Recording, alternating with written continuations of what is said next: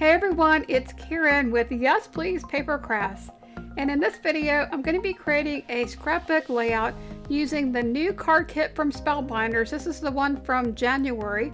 It's called Truly Madly Deeply, and I just love this card kit. It's just super awesome, and I have been having so much fun creating cards.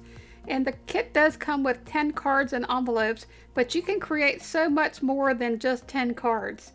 And so I'm going to show you here how I use the contents of this card kit in my scrapbooking. So I just love this kit so much. It's so pretty. It has such soft and pretty colors, and it's got a lot of gold in it, which I love. So here are some of the embellishments that are included in this month's kit. There's a bunch of ephemera or die cuts. There's some chipboard. There's some foam glitter gold stickers, and also some little sentiments that have gold glitter as well. And then it comes with a 6x6 paper pad that has super pretty colors. And I'm going to be using this floral paper with that gold fooling. Isn't that pretty?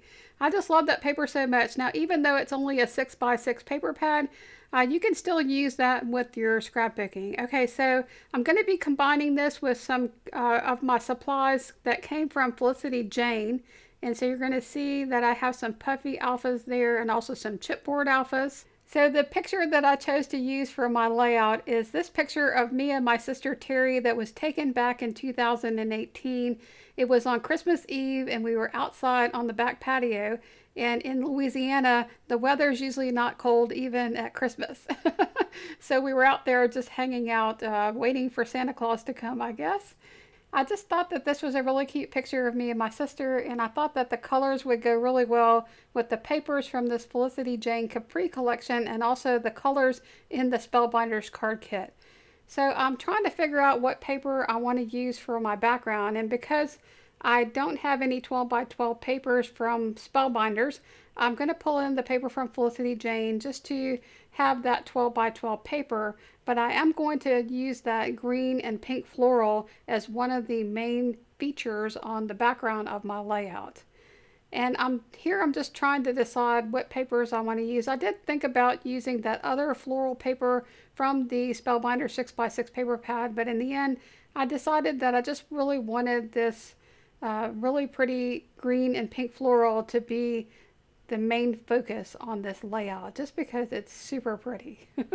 So the other paper that I decided to use for this layout is this tone-on-tone heart paper, and I love that paper as well, and I thought about using that as my background, but I really love the stripe, and so even though the stripe is a little bit of a busy paper, I just really loved the effect of that stripe paper with the green and pink floral, and so that's the paper that I'm going to end up going with.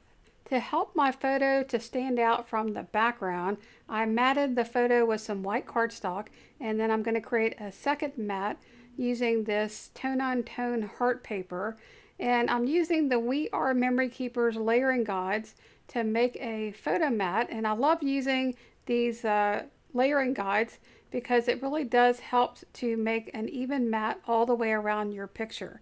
And so I haven't used those in a while. I've been using my Creative Memories paper trimmer to do most everything because I love that trimmer and it's really easy to use. But I just really wanted to make sure that my mat was the same on all four sides, because that's where the We Are Memory Keepers layering guides really shine, is making sure that your mats are even. And I have a video on my channel where I shared some tips on how to use those We Are Memory Keepers layering guides. So if you're interested in that, I'll put a link to that video in the description below. I wanted the paper, the floral paper, to go across the bottom of my layout. And when I was working with this paper from the paper pad, I realized that the pattern, it was almost like it was a repeating pattern. And so I'm just going to line this up to where it looks like it's just one single piece of paper. And I thought that was super cool. I kind of wish that I wouldn't have covered up so much of it with my photo, but in the end, it really did come out pretty. And you're really not going to notice that seam in the paper at all. It does not show at all unless you're looking for it and you know exactly where it is. Okay, so this is going pretty well. I have my photo matted and I have my background created. And so I'm going to start playing with the ephemera and the die cuts. and just laying some things out to see what might look good on this layout. And I chose some butterflies, a little envelope that said "Love You," a rainbow, some tickets, and just everything that I could pull out of there that looked like it might go on this layout. I'm just going to pull that all out. I think I also have a heart there that has some music paper as the background, or it's made out of that music paper. And I just had so much fun just trying to see how many of these different embellishments that I could put onto this layout. Okay, so now for the title. I did think about using these foam glitter stickers and coming up with the title with those words, but I really wanted to use the word sisters, and so I decided to bring in some chipboard and also some puffy alphas to make my title. And my title is going to be Sisters and Friends. And so I'm going to go ahead and spell out sisters with the black polka dotted chipboard alphas, and then the smaller foam alphas I'm going to spell out the word friends. And I did play around quite a bit with the title. I moved it all over the layout trying to figure out how to get that title to fit on there. And one thing you might be wondering is why I decided to pick out these black chipboard alphas to use on this layout. And that's because the Spellbinders card kit has some black accents in the ephemera, and also in the Felicity Jane collection, which is the Capri collection, it had the same colors and it included black. So I'm going to incorporate more of the embellishments that have a little bit of black in them, and that's going to bring that title and into the layout and make it more cohesive. So most of the embellishments that I brought into the layout to this point did not have any black in them. So I'm going through some of the chipboard and the puffy stickers from the Felicity Jane collection, and some of the other things that were included, looking for things that had a little bit more black, just so I could bring in more of that color. I'm also getting out some washi tape that's black and gold, and I'm going to add that to the layout. That's going to bring in even more black. And then I decided to also pull in a washi tape that has green and gold, and I thought that one was super pretty, and I thought it matched the paper really well. So I'm going to put that larger washi tape there at the bottom, and then I'm going to dress it up a little bit more by adding the second thinner washi, which is a black washi with gold foiling. And I really just love the way that that came out. And when you have two papers that meet on a layout, it's always nice to add some kind of a border with another strip of paper, washi tape, or something, a border strip, because it just makes it look a little bit more finished. And I love using washi tape in this way on a layout because it just really adds another texture to your layout, and it added a little bit more of the gold. Okay, so now that I have my title on there and the washi tape, I just decided that the picture needed a little bit more, and I wanted to add some black. And at first I thought about just giving another matte behind the picture with a black cardstock, but I really didn't like how that looks, so I'm just going to take the picture off of the white cardstock, and I'm going to change it out and just put a black matte there instead. And I just thought that was so pretty because it makes the photo really pop off the page, and it also brings in more of that black into my layout. So my title is taking up a little bit more room than I was expecting, and I'm trying to figure out how to get the title and the picture onto this layout and make it look the way I wanted it to look. And you're going to see me move this title around quite a bit. I think by the time I ended up finding the place for the title, my letters were not sticky anymore. I moved that title around so much that I wore all the stickiness off of those letters. Okay, so I did think about putting the friends down below the picture, but it was blending right into the background. So I decided that I really wanted to have part of my title under the picture, but because it wasn't standing out against that floral paper, I'm going to change the matte on this photo, and I'm going to make the matte that's there a little bit smaller, but make the bottom of it larger. And I needed to do that because if I wanted to use that same paper and have room for those letters to fit underneath, I just needed to make the tops and the sides of that mat a little bit skinnier. And then I'm going to take another one of the pattern papers and layer it underneath. And I also decided to remove the word "and," which I also had with the green puffy stickers. And I'm going to use one of the black chipboard alphas, the ampersand, instead. And so you can see here I went ahead and changed the mat for this photo so that I would have room to put the word friends right there at the bottom of the picture. And I really loved the way that that turned out. I thought that it really did look good underneath the picture. So at this point in the process, I decided I wanted to add another photo mat underneath my photo because the one that I had there originally got cut down and it was very small. And I wanted a little bit more of a separation between the photo and the background because I wanted to make my photo the focal point of this layout. And by adding that paper that was mostly white underneath the photo, it really makes the photo stand out. And that's another paper from Felicity Jane. It's a black and white print. So now that I have my photo matted and my title on the layout, I'm going to start working on the embellishment clusters. And I did start out with an embellishment cluster at the bottom underneath the photo, and then next to the photo on the left hand side. And then I was thinking about putting one there at the top on the right corner. And you're going to see later, I'm going to move things around. I didn't really like how the title that had sisters was on top of the washi tape. And I decided to add a journaling card to this layout. And so I'm going to be moving stuff around in order to work the journaling card in because I really thought it was cute. And it added a little bit more brightness to the layout because it had a white background. So one of the things that I have done recently is started making cards again. And if you've been watching my videos, you probably saw that I made a whole bunch of cards using this card kit from Spellbinders.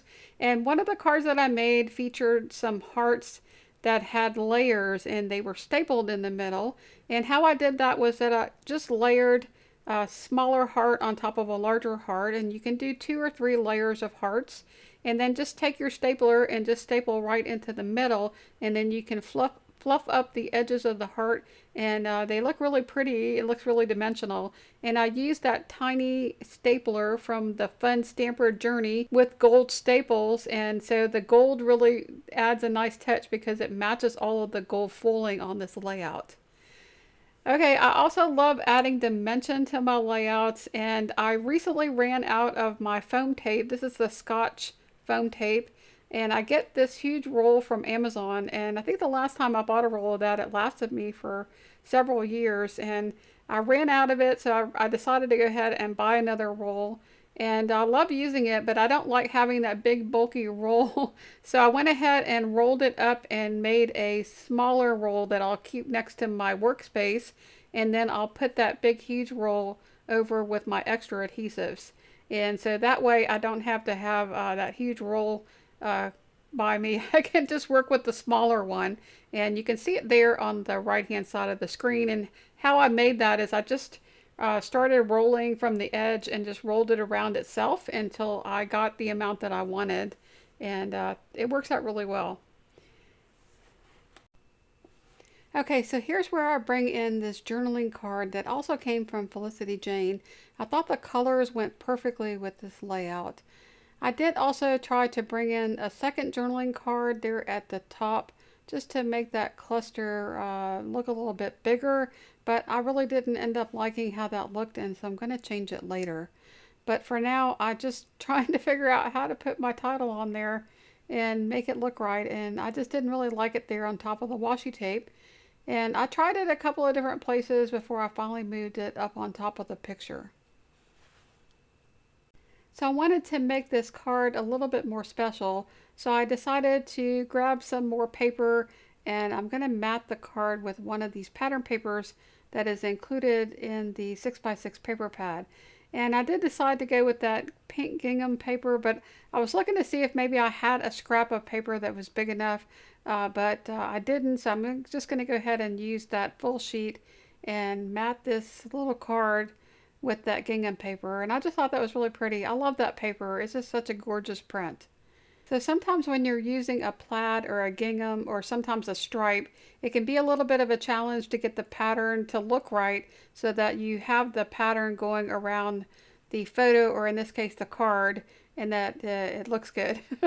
So sometimes I get really frustrated because my pattern is not, it just looks funny. Like if you have a stripe and there is one side of your photo has white and then the other side has pink, it just really looks off to me. So I love using those papers to mat with, but they can be a little bit of a challenge. Okay, so now that I have that little card matted with another layer, I'm still trying to figure out how I'm going to get the word sisters on there and make it look right. And I didn't like it going across the bottom of that journaling card. It just, it just didn't look like it. It looked like it was really squished there and that it didn't belong.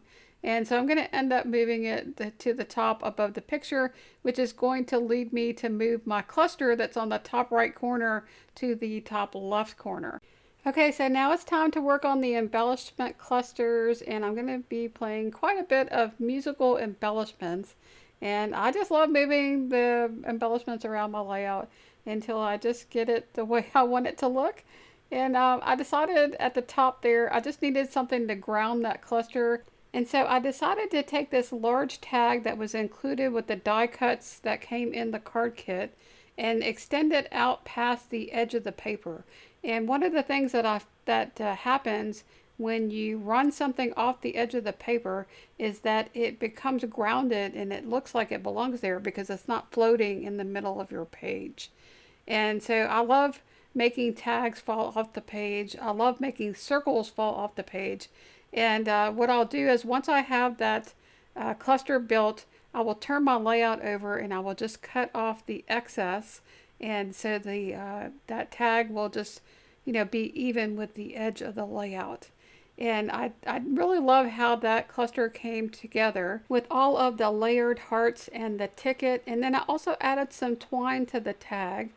And this layout is pretty much getting close to being finished.